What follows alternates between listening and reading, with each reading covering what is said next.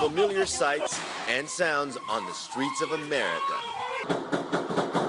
This last, the sound of an Arizona SWAT team shooting 70 high-powered rounds at 26-year-old Marine and Iraq War veteran Jose Guerena. A routine marijuana raid, but no drugs were found. Guerena's wife says he grabbed a pistol, thinking the deputies were home invaders. He feared for his children's lives. You don't know who's on your door. You see this man, it's dark, you know, they're wearing black.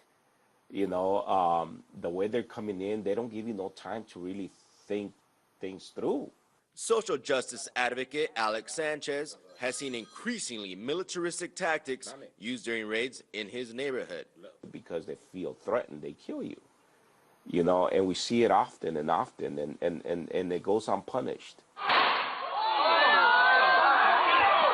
The Oscar Grant shooting marks one of the few times that a police officer has been tried for shooting and killing an innocent person. But many were shocked at what they considered a very lenient sentence. If Oscar Grant had gunned down Mr. Messerly, I don't think a reasonable person would suggest that Oscar Grant would get a 1-year sentence, would serve it in a county jail, and then would walk away scot-free and nothing happened. He'd get the death sentence. For years, community activists have blasted the increasingly brutal tactics. An officer using a taser to chase down a 14-year-old girl seems to defy what we expect from police. And this 91-year-old Southern Californian selling suicide kits. Around a dozen FBI agents ordered her out of her house at gunpoint and took her sewing machine.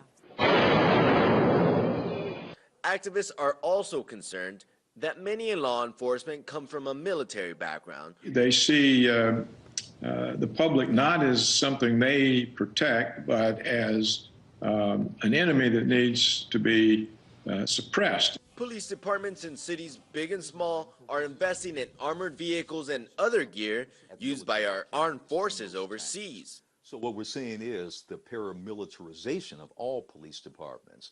That came out of the urban unrest, the urban rebellions of the 1960s. Firemen were later issued flak suits of bulletproof mesh. The Watts riots of 1965, a violent reminder of the alienation being felt by poor urban youth. It also sparked a new era of police suppression and intimidation. Seen again during the massive May Day rally in Los Angeles in 2007, and now spreading beyond urban centers. Homeless and schizophrenic Kelly Thomas was beaten into a coma by police in a relatively quiet Orange County city. He died days later. I think everybody needs to be concerned if a cop can go off like that and murder somebody. Cell phones and YouTube are helping expose police brutality, but police are fighting back. I was confused. I was like, whoa, what's going on here, you know? Why am I being put in jail for something I didn't do? Mam's only crime was videotaping a police officer.